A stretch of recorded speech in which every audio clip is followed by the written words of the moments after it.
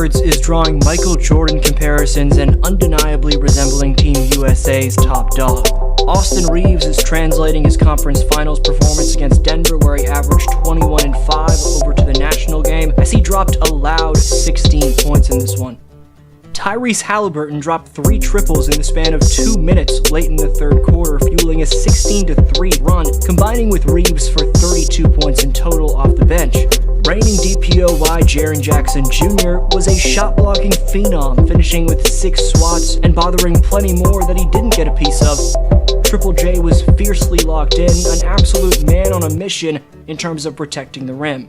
The Americans trailed by 9 with under 7 minutes left, and by as many as 16 at one point, but forced the Germans into 8 consecutive misses and went on an 18-0 fourth quarter run, despite newest Toronto Raptor Dennis Schroeder going off to combine with the Wagner brothers and Mo and Maurice for 47 points, all 5 starters for Germany scoring in double figures, and holding a seemingly insurmountable advantage. The fact that USA was able to mount such a comeback displays their collective ability to overcome adversity. Showing out in Dubai in what was the final game of the USA Showcase, entering the World Cup after going undefeated in the exhibitions, the Americans have found their identity, as the bench vibes make this team resemble one that's been together for way longer than merely 17 days. The storyline in my last USA video was this team not having a true superstar. I may be in the process of being proved wrong about that, however. Steve Kerr spoke on the 34-point domination from Anthony Edwards against the Germans, saying, quote, "He's unquestionably that guy. He knows it, now the rest of the team knows it," end quote. Ant not only scored a game high by far 34, but he was a game high in plus-minus by far at plus 37. Edwards went down holding his ankle early in the fourth, but given how he and the squad closed it out, thankfully it doesn't seem like a serious injury. In the fourth quarter alone, Minnesota's young phenom out of Georgia dropped 14 points, which equaled the Germans' total as a team in that frame. Anthony's clutch buckets featured a triple to tie the game with just over 5 minutes left, and a trip to the line plus a mid-ranger a few minutes later to put the game out of reach. How will he perform under pressure when these games actually matter in the group stage and beyond is the question for Anthony. With that said, from spotting up for deep-range bombs, to flying in for beastly posterizations, to getting downhill through multiple defenders in traffic for saucy reversals, to pulling up with fluidity from either beyond or within the arc with ease, Edwards has clearly taken a massive step forward in his development this summer. Watch the shiftiness, tight handle, body control, and elusiveness to reject the screen from Jackson Jr. by spinning in the opposite direction of Triple J's screen, and how he fakes the in-between pull-up with the slightest in-and-out dribble before sweeping through Tice and soaring off his left foot for the two-handed hammer. Whether it's straight-line drives with his offhand, backing down with finesse from the post, or stepping back over switched onto him mismatches, everything in Ant's bag is looking incredibly polished, and he looks comfortable utilizing everything in said repertoire. You can see why the comparisons to MJ have become a thing when he takes Schroeder into the post. Dennis does a perfect job of contesting, yet Ant has the poise and hang time to double clutch and knock it down. With Anthony's combination of perimeter shooting, ball handling skills, feel for the game, speed off the dribble, and naturally gifted athleticism, which features a 41-inch vertical jump, this is right now forcing defenders of opposing countries in the World Cup to pick their poison. It's up to them whether it's going to be a pull-up / step-back 3 / mid-range shot, or a blow-by to the paint.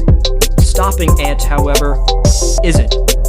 Edwards led the team in scoring in 4 of 5 exhibitions, and posted a scoring average of 18.8 points per game in them. When Ant is brought up, you hear so much about his beastly jumping ability, and rightfully so, but his body control, strength, finesse, and offensive wherewithal to read the space between he and his matchup can go unnoticed. Edwards has such a knack for scoping out the driving angle and utilizing his muscle to attack the angle effectively.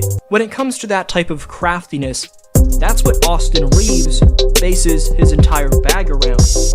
Reaves has one of the toughest to gauge momentum crossovers in basketball, and may not have the athleticism like Edwards, but he's got just as, if not a quicker first step.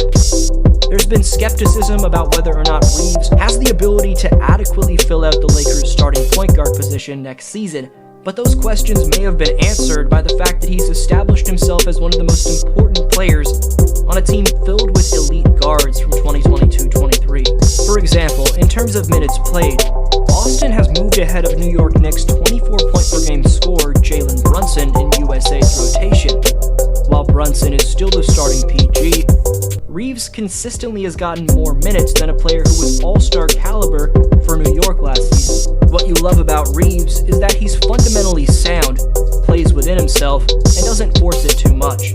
He's a great vocal and body language leader with little to no ego, and basketball-wise, the man is a foul-drawing mastermind who thrives off embracing, sometimes selling contact, any chance he gets. Something that's proved to be true for my last Team USA video is the fact that Reeves thrives off playing next to Tyrese Halliburton in the backcourt.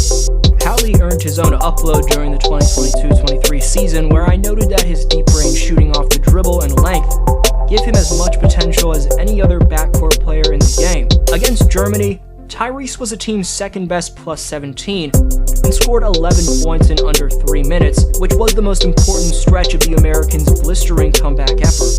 Halliburton strives to get downhill, take up an intimidating/unstoppable amount of ground for opponents, and he's also an impulsive creator out on the perimeter who knows exactly when to step back for deep-range bombs with elite footwork.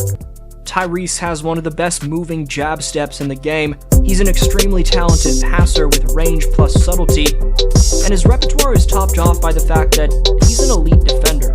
At a massive for a point guard 6'5" with a 6'8" wingspan, Hallie's reactivity combined with that length makes him utterly bothersome on this end of the court, and that was a primary reason he was chosen to play for his country. Team USA is in Group C for the World Cup next to Greece, Jordan, and New Zealand. They begin play on August 26th in the Philippines, which is the site of all 3 of their group stage games. To advance to the second round, they have to finish in the top 2 of this group. I'm not sure whether or not this next point is concerning or encouraging or not, but the Americans have yet to get in a rhythm where they're consistently, or really ever for that matter, executing advanced playsets. They could definitely use some more reps working on executing more advanced motion, but at the same time, it bodes well for them that they have more than enough effective pick-and-roll/isolation creators who've thus far been able to make up for that. Also, they did have a moment or two against Germany where they ran some more unpredictable advanced motion. This double chase Spain action, where Portis sets the pin down for Reeves, then fakes the off-ball for Halliburton before setting the on-ball for Reeves, was a staple in the Warriors' playbook to get Thompson open looks last season. Edwards acts as the one in this fade-read action, swinging it to Brunson, who comes off the Jackson flare. Brunson angles off his man, boomerangs it back to Edwards. Jackson sets a second screen, this time an on-ball, allowing Anthony to get downhill. So there's potential for this Warrior-coached offense to fully kick in. Practice over this next week should help. We just haven't seen a ton of it quite yet. Alas, until next time, this was your boy D-Flow, and I'll see you next video.